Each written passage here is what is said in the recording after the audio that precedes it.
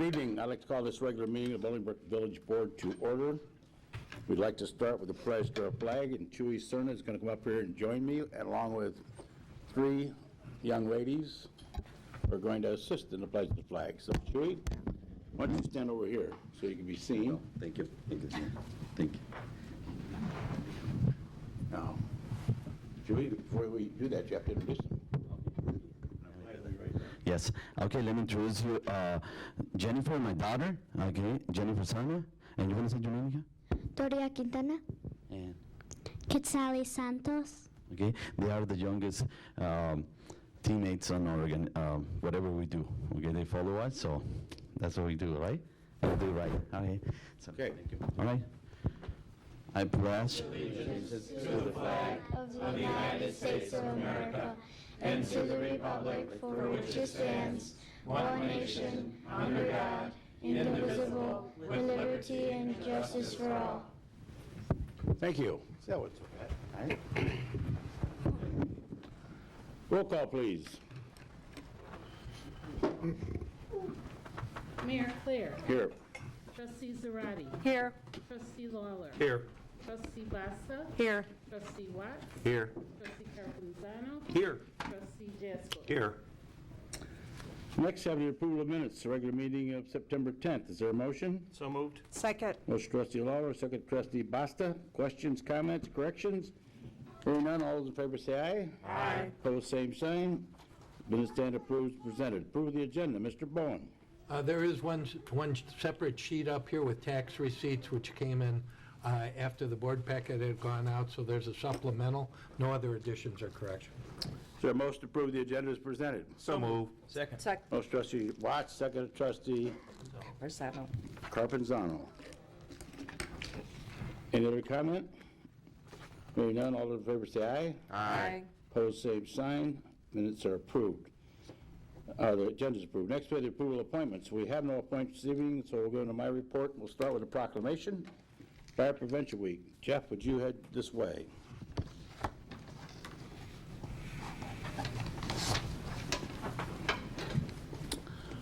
Whereas the Village of Bolingbrook is committed to ensuring the safety and security of all those living and visiting in Bolingbrook, and whereas Bolingbrook residents should identify places in their home where fires can start and eliminate those hazards, and whereas working smoke alarms cut the risk of dying and reported house fires in half, and whereas Bolingbrook residents should install smoke alarms in every sleeping room, outside each separate sleeping area, and on every level of the home, and whereas Bolingbrook residents should listen for the sound of the smoke alarm, and when it sounds, respond by going outside immediately to the designated meeting place. And whereas Bolingbrook residents who have planned and practiced a home fire escape plan are not more prepared and are therefore more likely to survive a fire. And whereas Bolingbrook's first responders are dedicated to reducing the occurrence of home fires and home fire injuries through prevention and protective education. And whereas the 2019 Fire Prevention Week theme is Not Every Hero Wears a Cape, plan and practice your escape. Catchy. This your idea? No, sir. It's a good idea. I think they're running out of ideas. Well, I'm sure they are after. Maybe. Not every hero wears a cape. Plan and practice your escape. Okay.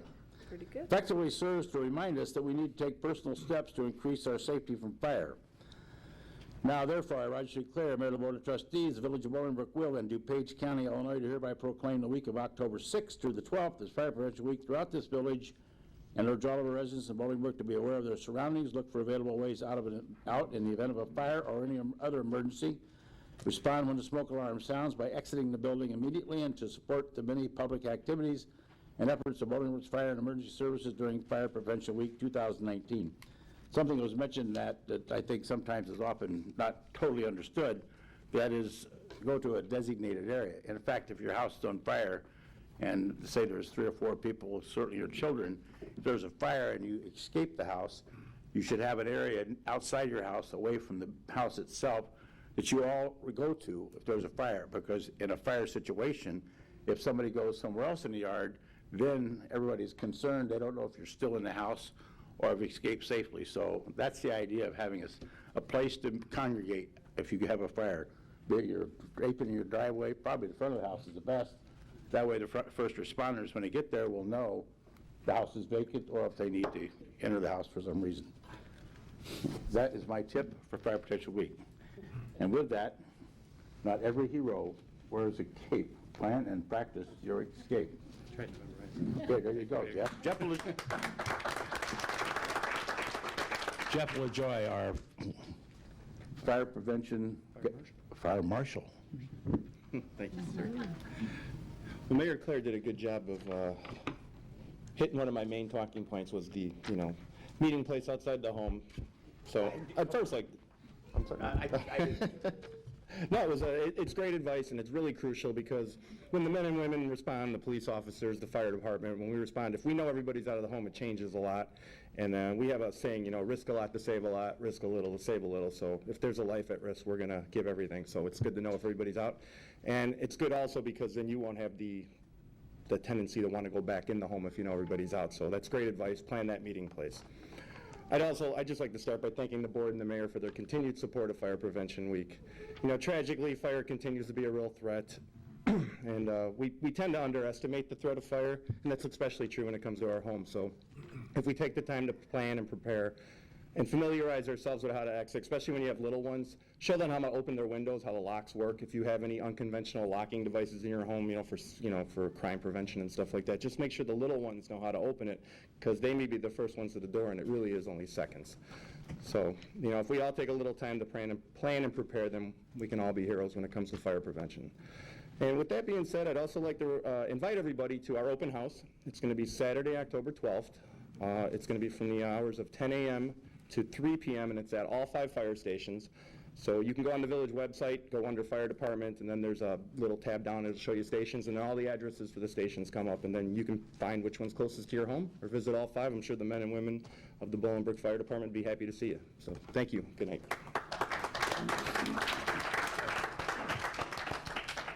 Thanks, Jeff. Again, if you haven't been to a fire station, first of all, your children would love to see it. I mean, if you haven't as an adult been there, you should go see it yourself to see the kind of sophisticated equipment we have available in life-threatening situations and see your tax dollars at work.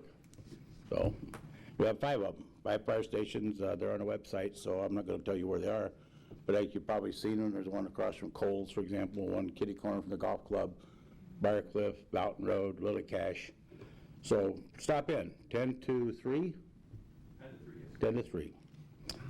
Okay, next, a couple of things. One, I had the opportunity to go to a fishing derby this past Saturday at Hidden Lakes from 3 till 6 p.m. I was walked around. I've walked around Hidden Lakes many times, but never the entire property. And I did so, and I was very impressed with, the number of people fishing. I saw a 30-inch catfish was pulled out of there, an albino catfish was pulled out of there.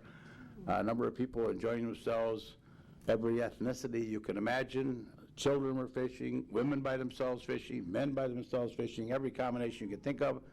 And it's a great day to spend a day with your family. So if you haven't been to Hidden Lakes, you simply go north on Schmidt Road off of Boughton, follow the road as it winds around, and you'll come out in an area, and if you sit there for more than 15 minutes and look around, you'll think you're 30 miles outside of civilization. It's that pretty down there and nice. And it's predominantly catfish, but you're welcome to fish. There's a couple of rules and regs you got to follow, but there's a bait shop down there, and they can tell you how to get started. But I'd highly recommend stopping. Secondly, this past week we were honored again, and it's been at least 4 times we've been honored to be put on Money Magazine's top places to live in the United States. Now, having said that, somebody, I guess, suggested on Facebook, how much did we pay for that? We paid nothing. We didn't apply for it. Much like the first time several years ago, I got a very strange phone call today from New York City, and a woman was saying, we have heard a little bit about Bolingbrook, and wonder if you could send some pictures for some promotions we're doing about the village. So I pulled together 10 or 15 pictures about Bolingbrook and sent them to her. Had no idea what it was about. I followed up the call a few days later and said, look, I sent you the pictures. Did you get them? Is that what you wanted? yes, you're being considered by Money Magazine to be on the top 100 list. Well, hey, for a local mayor, it don't get any better than that. Wow, I've seen that list in the past, and I thought, what an honor that would be. And sure enough, we were later selected to be on that list. I don't know what number it was, but it was in the top 100. Probably at the time 40 or 50, I don't know. So that happened again 3 more times, and it happened again last week. We were selected to be on that top list. Now, it's an interesting process. Again, we have nothing to do with it ourselves. I got asked to submit some pictures. We submitted the pictures, and that's the last we heard of it. And again, it came out online on last Saturday, a week ago Saturday, and an individual called and said, check out Money Magazine, which I did. And out of the top 100 cities, now first of all, this year they built a list across the United States, cities from every state, over 50,000. That's the category, over 50,000. And they came up with 1,796 cities that met their criteria to be included on that list. And that criteria on that list includes the local economy. Ours is certainly very strong. Cost of living, it's obviously done well. Diversity, a huge factor. I've been told that in the past because of the diversity we have in our city, and it's not just the diversity of having X number of Hispanics or African Americans or Pakistanis or Asians in general. It's the fact that they're spread throughout our entire community. And we don't have a Chinatown or whatever. So that's a big factor. Education, our residents are well educated. Housing, we have a lot of diverse housing for all incomes. Health and safety, we have a great police and fire department, hospital, number of clinics, so on. Other amenities including leisure activities, restaurants, museums, sports complexes, and green space. Well, we only have one museum. Well, we have 2, the Airport Museum and our own museum on Briarcliff. But we have all those things, and the last category is ease of living. It's based on commute times, weather, and other factors. So it's kind of a catch-all category. Anyway, we were number 85 on that 100. Now, one person didn't read the article well and is not a particular fan of myself. 85 out of 100, that's no big deal. Well, 85 out of the top 100, which means you're in the top 5% of all the cities in the United States in that category. I think that's something to be proud of, and as I said to somebody that responded to the list also, and I also lost my train of thought. Somebody gestured and I missed, where was I? Sorry. It's great to be recognized by an outside agency for this kind of thing. And I said to one person who said, congratulations, I said it was a huge team effort because it's all the volunteers, it's the scout leaders, it's the festival we have behind Village Hall. Anybody that pays attention, this is a great place to live, no question about it. Now, there were 2 cities on the list. Naperville was 45, we were 85. There was one year, I believe, Naperville was on it, we were. We've been on the list 4 times with Naperville. We're the only 2 cities in the state of Illinois on the list. So that's pretty impressive in itself. And it's also interesting that we're adjacent to each other, and we've been on it together several times. So I'm not sure what that means. Maybe it's in the water, I don't know. But we do very well, and I'm very proud of that, and I want to thank everybody that steps up and does something in this town as part of that reason we make that list. Yeah.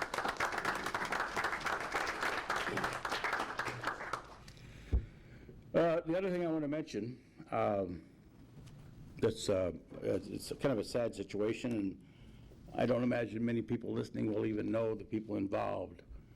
But I got notice last week of the death of a young man that I watched grow up. Not so much all the time, but I knew him when he was a baby, I knew him when he was older, and I knew him when he was in college. And he passed away this past week, and the story is, it's something you would see on TV, and you would probably grab the Kleenex before you got to the end of the movie.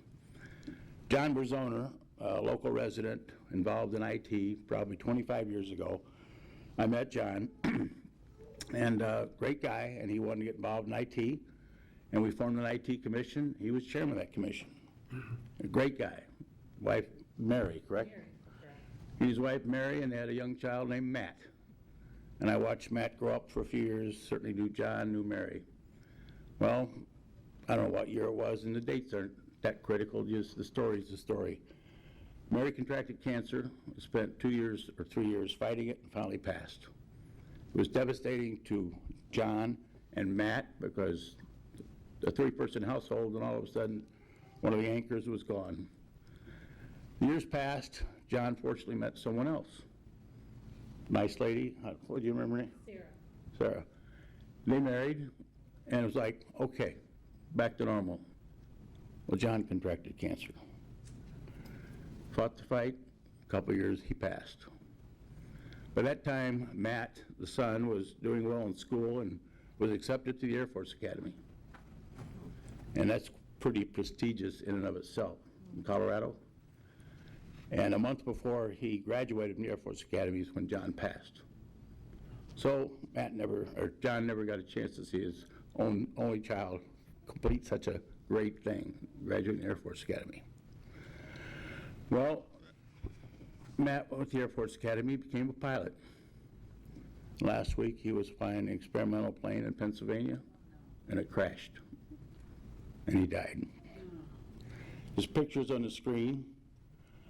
You can see he's a commercial pilot in addition to flying as a hobby. And it's just one of those stories that you hear, just like, how can that all happen to one family that way? And of course, the family's gone. And the stepmother's still there, but the father, the mother, and now the son, all dead at very young ages. I don't know how old Matt is, but he's probably mid-20s. No, 34. 34.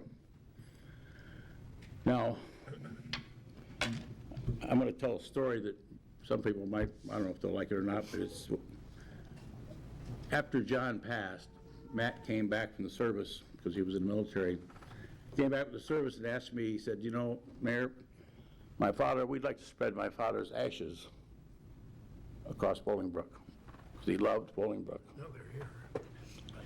So, I'd never been asked that kind of question before, but I went out to the airport, talked to Joe DiPaolo, the manager of the airport, and I said, Joe, here's the request of a family. Could you help with that? And sure, I'll get a pilot, we'll go up and we'll spread those ashes. And I said, great. So I called Matt. We met at the airport one Saturday morning. It was early, about 8 o'clock. And another couple was having breakfast at the airport cafe, Ron and Kathy Spindell. And I know they saw me talking to the pilot and to this young man they didn't know, Matt Brazoner. And knowing Ron, he was curious as to what I was doing at 8 o'clock for breakfast. So after they left to go flying, I went over and talked to Ron and Kathy, and I explained to them why I was there and what was taking place. That was basically the end of it. They finished the flight, came in the airport, and we all dispersed. And I talked to Matt a couple of times since, but that was the end of the story. Well, about 3 days later, I get a phone call from Ron Spindell, who was one of our retired firefighters, and he worked at the time, I don't know if he worked at Ashbury's or he spends a lot of time at Ashbury's. Anyway, he's at Ashbury's. He called up, you're not going to believe what happened. I said, what? And he said, there were some guys playing golf Saturday, and they got hit by a rosary and a Bolingbrook pin out of the sky. You know, some people know that when you have an urn with the ashes, if there's any metal things, I'm told they put those in the urn along with them. And of course, Matt just opened up the urn apparently and dispersed the ashes across Bolingbrook. And I mean, what are the odds of that happening, especially with Ron Spindell knowing the story, but he didn't know it. He said, what are you going to do? And I said, well, I'll give them back to me. They should go to Matt, and the next time I see him, I'll give them to him. So a few months later, Matt called. He was in town. He wanted to stop and say hello, so he came over to see me, and I said, Matt, I don't know how you'll react to this, but these should be in your hands. And I had an envelope, and I told him the story. I mean, it was like, so now Matt, of course, returned the package to him. Anyway, life's short, folks. Go home and tell somebody you love them. Just a sad story. And again, it's unfortunate, but it's something I want to share with you because they were great. great residents, and very proud of a young man that goes to the Air Force Academy. Thank you. Anyway, I think that's, not to bring you up after a sad note, but Chuy Garcia and a group of people here tonight who I didn't know they were coming, but they came here tonight and they wanted to talk about and I think thank us for providing the opportunity for El Grito a week ago Saturday here at Village Hall. So why don't you all come up, and the microphone's yours. Here, this is for doing the play.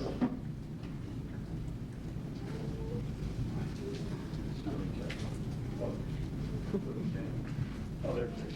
You have a Bolingbrook pen in it? I can.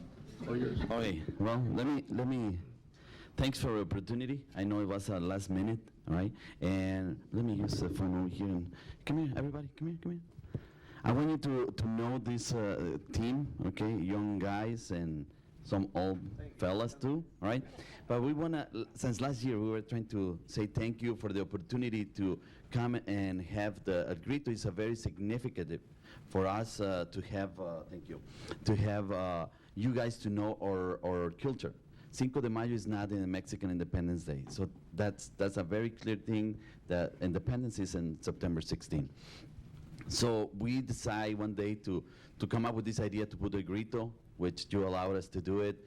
Thanks to the veterans too, because they allow us to use their weekend and then move to the next weekend. You know, we move them to the next weekend. That was a very good opportunity. They did it. They were happy with us. Since then, we were working together. And let me introduce you to the members of the team of Grito, so the ones that we continue with educational for our kids, cultural for our kids, and also for our community. We'll take a picture with your camera. Oh, thank you. Thank you. That would be nice. Thank you.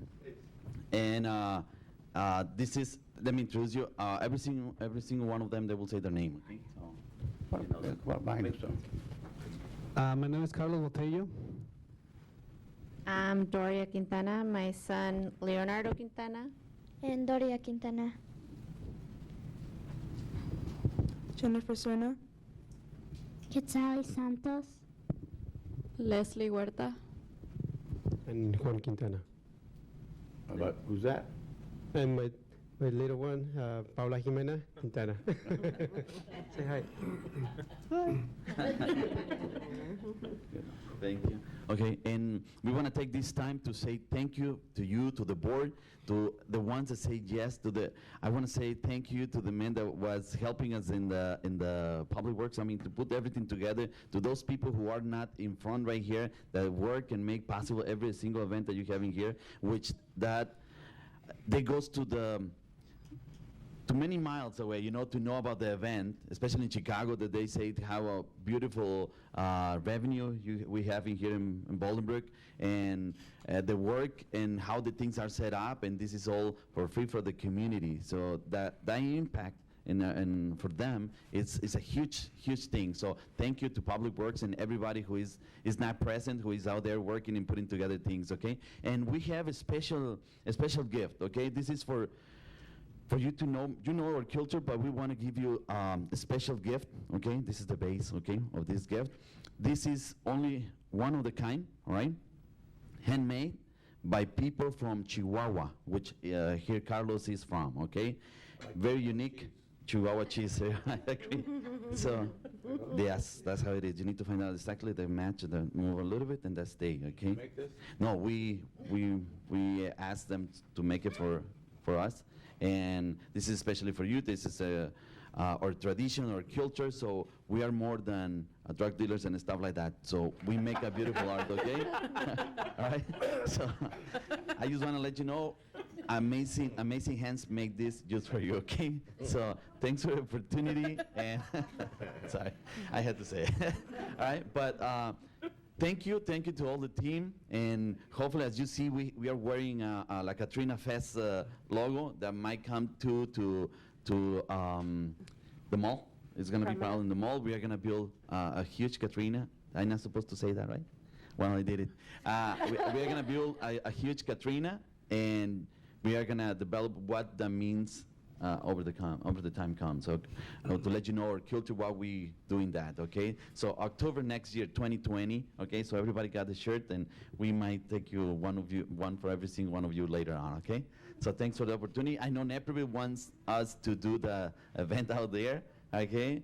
But Bolingbrook is a place that is very convenience to everybody. The highways are like for people in the city, so they want to come, to the mall and stuff like that, for them to come. So we decide to be in the right city, which I think is ours. So I want to say thank you. That's what it is. Okay, so you all can come and check it out. Thank you. Well, yeah, thank you. And, Public Works obviously does a lot of work putting that all together to set it up, but also police and fire, and they're back there too to help out if there's any situation comes up. But I sincerely appreciate you coming here to thank us publicly. We have a lot of events behind Village Hall. Concerts every Wednesday night, different functions, there's a couple of corporate picnics are back there, Joy Fest. We had a day where the people in the Philippines celebrate. We had a day the Pakistanis celebrate. We raised the Pakistani flag. We had El Grito this past Saturday. We had Day of the Immigrant. And it's nice to hear a thank you, because this village board together several years ago, when we put the addition on the police department, in part to provide additional space to our growing police department, but also I wanted to put up a theater, as we call it, the Performing Arts Theater, because we have had full orchestras on that building. It's not just rock and roll. It's not just festival music. We've had it all up there. There's plays there all winter now with the Theater in the Hill. They have them inside the theater, but we put those things up, and it was not an inexpensive theater. It's top quality. I've talked to numerous bands that have performed here. They love this venue because it's so professional, and then the hill. And of course, this year we had that beautiful flagpole in the back. Parking's a little bit of an inconvenience, and I want to publicly thank the neighbors across the street on Canterbury, east of us in Westbury, and west of us, because the sound and noise is a little bit problematic, I'm sure. And next year we may roll the hours back to 10 o'clock instead of 11 o'clock on weekends for that reason. Maybe to start a little earlier. But it's a great event. You guys all had a great event, and sure we'll get some planning in. We'll need to work on a date for next year. Thank you. Appreciate it. So thank you very much for coming out tonight. Appreciate that. And that'll be on display out front soon. Thank you. Thank you. Okay? Thank you. Thank you to all of you. Thank you. Thank you. Thank you. Got it? Thank you.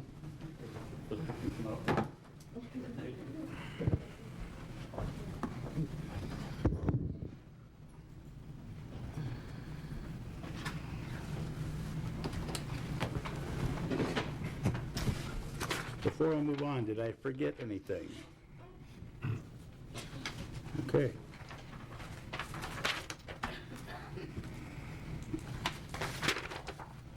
Next, we have a public comment section. Anybody here to speak to anything on the agenda this evening? Seeing none, we'll go to public hearing. We have a public hearing this evening regarding the contemplated involuntary annexation of 18.796 acres of unincorporated territory. Is there a motion to open the public hearing? So moved. Second. Motion trustee Lawler, second trustee Basta. Roll call vote, please. Trustee Zarate. Yes. Trustee Lawler. Yes. Trustee Basta. Yes. Trustee Watts. Yes. Trustee Carpenzano. Yes. Trustee Jaskowitz. Yes. Is there anybody here this evening to speak toward this public hearing? Seeing none, Jim? Yeah, before we close the public hearing, we did receive a written objection from one of the landowners. Would ask the clerk to enter that written objection into the record. No other comments? Well, that landowner was Ed James. Yeah. No other comments or motion to close the public hearing? So moved. Second? Motion trustee Watts, second trustee Zarate. Roll call vote, please. Trustee Zarate. Yes. Trustee Lawler. Yes. Trustee Basta. Yes. Trustee Watts. Yes. Trustee Carpenzano. Yes. Trustee Jaskowitz. Yes. Next, I have bill approval. Exhibit A, $1,419,507.85. Exhibit B, $377,552.37. A total of $1,797,060.22.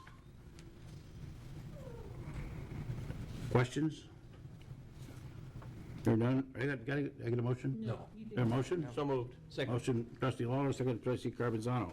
Questions? Roll call vote, please. Trustee Zarate. Yes. Trustee Lawler. Yes. Trustee Vasta. Yes. Trustee Watts. Yes. Trustee Carpenzano. Yes. Trustee Jaskowitz. Yes. Next, we have tax receipts. June 9, 2019, state income tax, $493,231.36. Corresponding to a year ago, $461,362.50, or 6.91% increase. State sales tax, $2,858,204.86, corresponding to a year ago of $2,903,137.54, or a 1.5% decrease. July 2019 motor fuel tax, $169,581.84, corresponding to a year ago of $166,315.85, or a 2% increase. And lastly, the July state administrative fee, $22,973.79. This is what the state is taking away from us to balance their budget, is $22,973.79. Now, that over 12 months, we're talking about $250,000.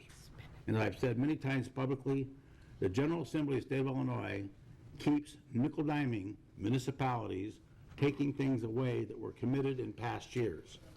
And it's very frustrating because they can't balance their budget even with repeated tax increases. And they expect us to balance their budget by taking $22,000 that for some 45 years was a collection of sales taxes, was in no charge for it whatsoever. And a couple years ago, they decided, well, let's just start taking, was it 2%? Yes. Let's just start taking 2% away from the municipalities across the entire state. This past week, I was at a meeting in Chicago, had a chance to talk with the new mayor, Mayor Lightfoot, and shared with her concerns I had about the former mayor bragging about stealing corporate businesses out of the suburbs and moving them downtown. Now, I understand that's reality, you know, but they throw tax incentives at them to leave an empty building in the suburbs. Case in point, Sears and others, McDonald's. And I said, the other thing is, you raise your water rates. And every time you raise your water rates to stabilize your system, you're in effect raising our water rates, because we have Lake Michigan water that comes out of the Jardine treatment plant through Bedford Park, through Lamont to Bolingbrook. So I said, you know, I understand you have to raise your rates once in a while, but you know, a little heads up might be nice sometimes, rather than just be told it's going up. She agreed 100% on both. She said, economic development is not about relocating, it's about bringing somebody new to the state. So I was very impressed to hear what she said, and she also told us that she's going to be working much closer, unlike the previous mayor, and I say that singularly because Daley did work with us. Daley did meet with us. Daley did talk to us. It wasn't so much the case with Rahm Emanuel.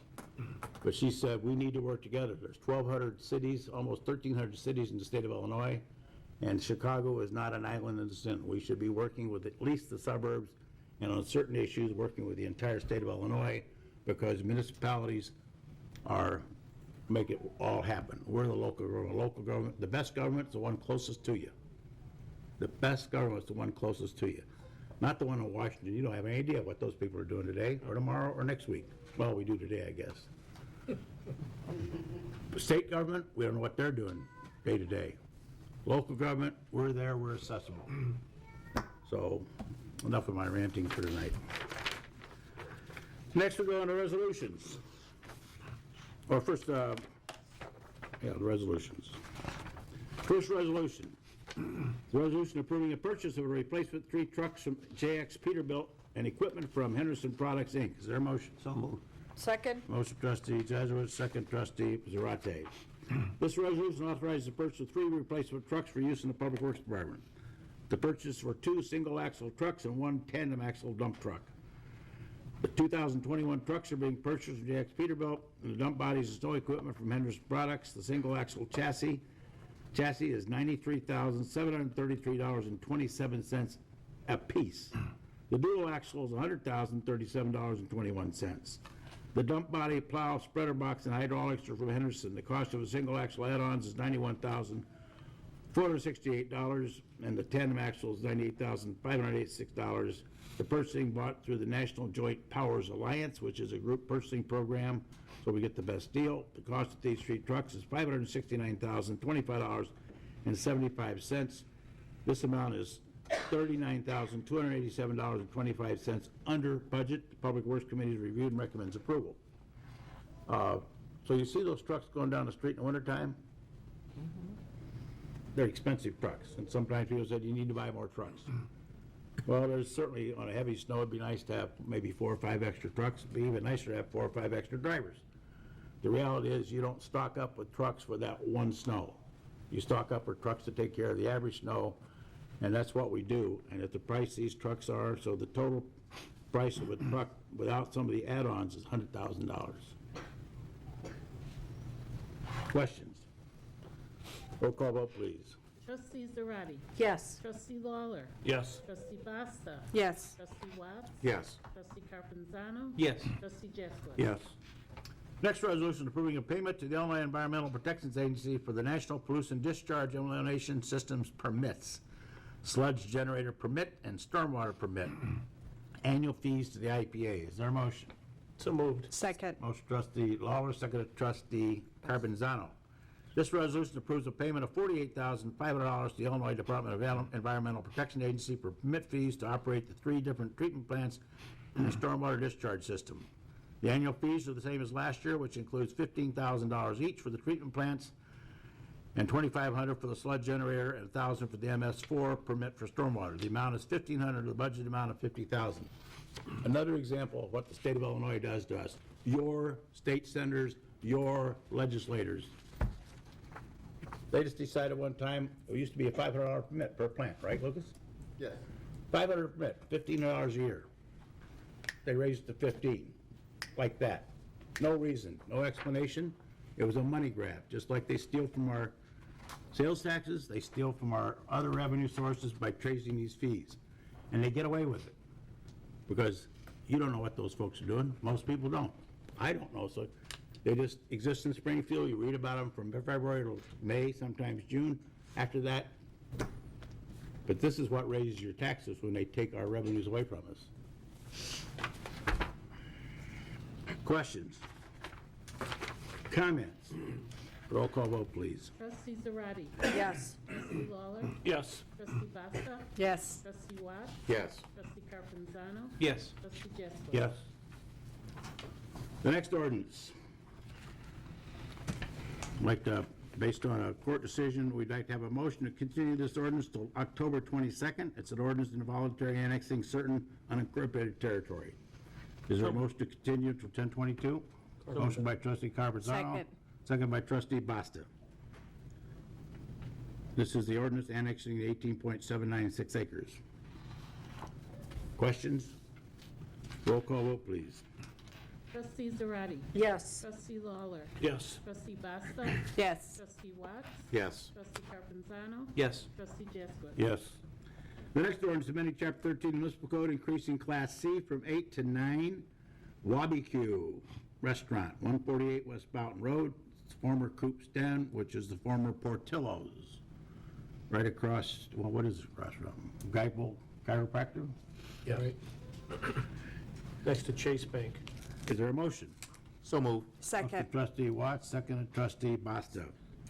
Wabiq, I was already said where it's located, is requests a Class C liquor license, which is beer and wine. This ordinance increases the number of C licenses from 8 to 9 to accommodate the request.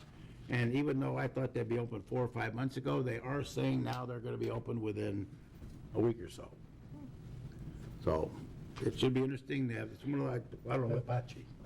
They're going to cook your food right there in front of you. I think those are fun places to go. Hopefully a lot of other people will think the same. Roll call vote, please.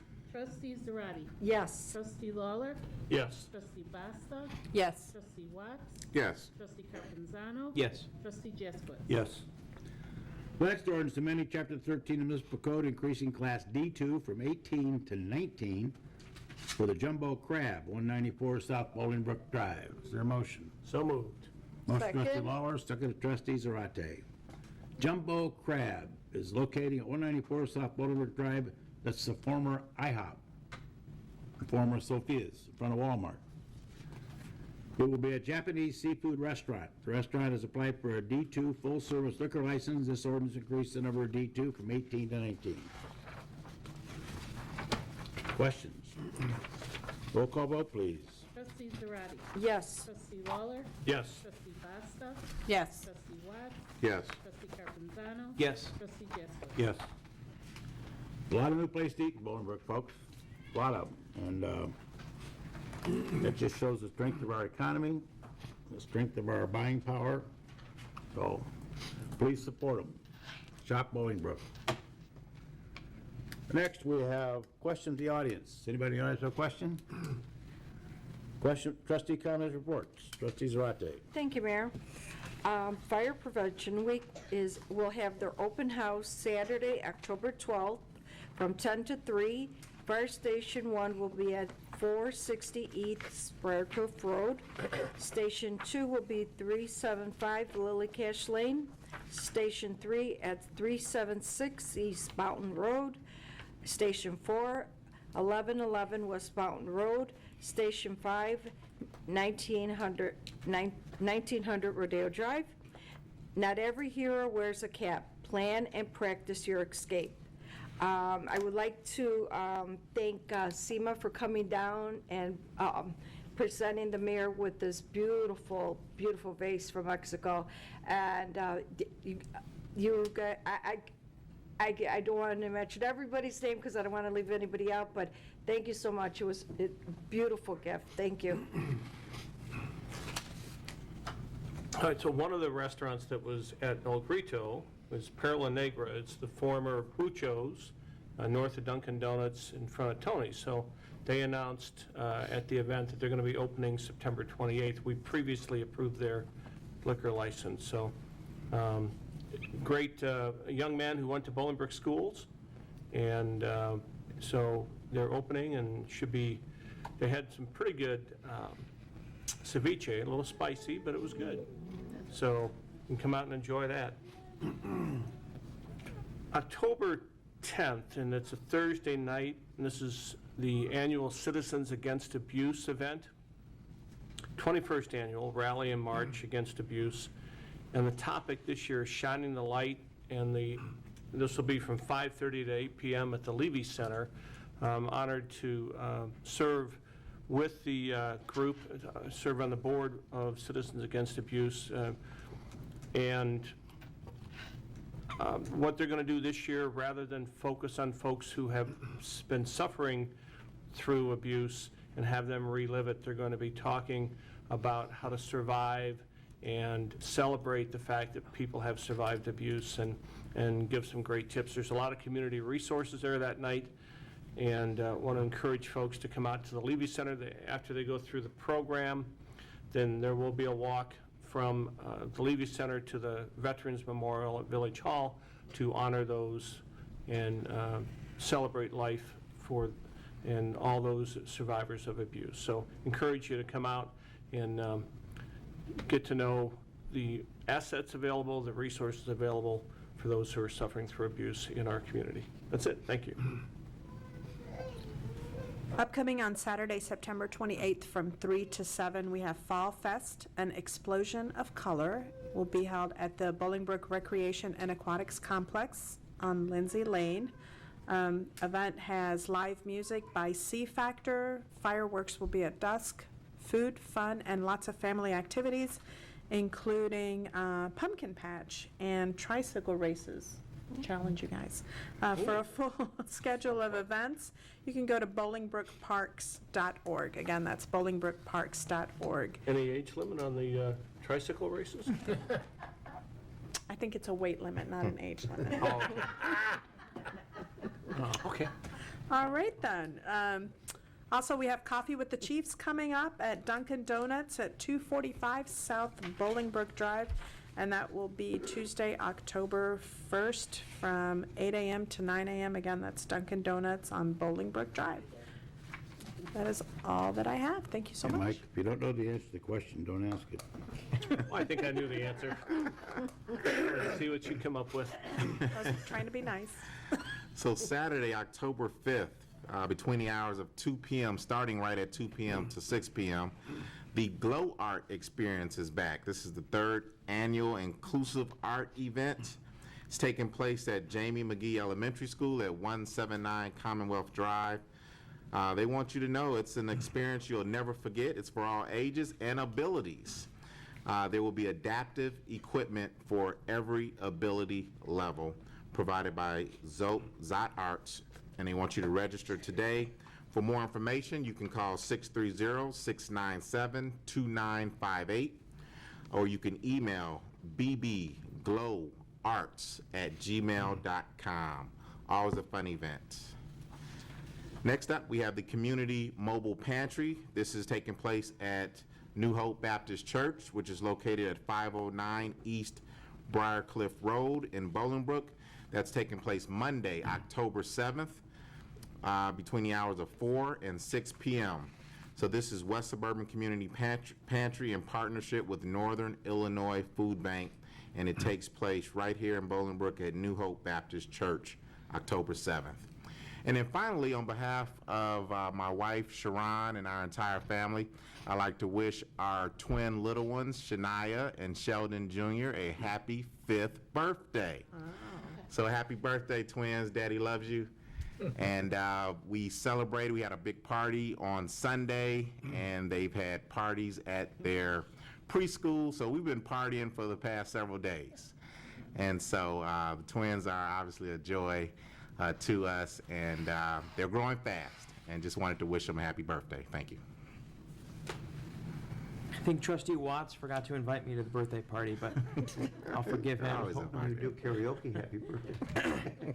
Village of Bolingbrook trick or treating hours. We'll probably remind you again before, of course, October 31st, but yes, there's already been questions coming in. So Thursday, October 31st is the official trick or treating day. Obviously, it falls on Halloween, and the official hours are 4 p.m. to 7 p.m. on the 31st of October. Just a few safety tips. Of course, make sure that children are accompanied by a responsible adult or guardian. Any suspicious items, of course, can be brought to the police station. If you're going to be out after dark, of course, flashlights are encouraged. Please use sidewalks if available. And of course, to all residents, leave your porch light on so the children know that you're wishing to have your doorbell rung. That's always a good tip. So October 31st, 4 to 7 p.m. Then we have the Cheesy Pretzel 5K. It's going to be Sunday, October 13th at the Promenade Bolingbrook. Yes, you get a cheesy pretzel at the finish line, whether you do the 5K or the 1 mile fun walk. You can register at cheesypretzel5k.org. It's at the Promenade, October 13th. And then finally, the second annual This Is Halloween event. So this is the Halloween event at the Promenade Bolingbrook that is inspired by Jack Skellington and The Nightmare Before Christmas. Family-friendly event that is open from 3 until 6 p.m. on Saturday, October 26th. Right about 6:15 or so, the Christmas tree that's up turns into a Halloween tree for about a 2-week period and plays Halloween music and lights. So that's going to be lit that night at about 6:15. And it'll run a Halloween music and light show up until the Festival of Lights for the Christmas season. So that's October 26th at the Promenade Bolingbrook. That's all that I have tonight. Thank you. The mayor mentioned, our honor in Money Magazine, and I think part of the reason for that is the opportunities we provide our residents here within the village. And like last weekend was a perfect example of that. If you didn't have something to do, you just don't know what's going on in this town. There were 4 to 5 major events taking place throughout the village, be it at the Promenade, the Village Hall, but I think the most important and fun one was the one at our high school. We dedicated a brand new field there. There was a lot of fun going on. Susanna Mendoza, the Illinois comptroller, was there to cut the ribbon. But what's important, I think, is for all our residents to know, that that's a very quality facility. And the announcer made the comment that we are now recognized as one of the top high school stadiums, top 10 in the United States because of that. And if you have not been to that stadium in a while, this weekend is homecoming games. Take advantage of it. Go to the stadium. See what's being done at the high school, within the Valley View school systems. They're doing a great job. The only other thing I want to mention is this Thursday, Our Bolingbrook Rotary Club miniature golf outing is taking place at Wilderness Falls. It starts at 6 p.m. We've had a great response from the general public and businesses. We have great sponsorships. We're going to have food, and we have only room for 8 more golfers or 2 foursomes. I've challenged our Director of Public Safety. Maybe he'll have the fire department compete against the police department. We'll see what happens there. But if you're interested in miniature golf or you think you're a star when it comes to hitting holes in one in every hole, come on out to Wilderness Golf or make a reservation because you do need to RSVP for that. Thank you. Did you say homecoming this weekend? Yeah. Isn't it this weekend? I think they're playing at Bradley Friday night, away.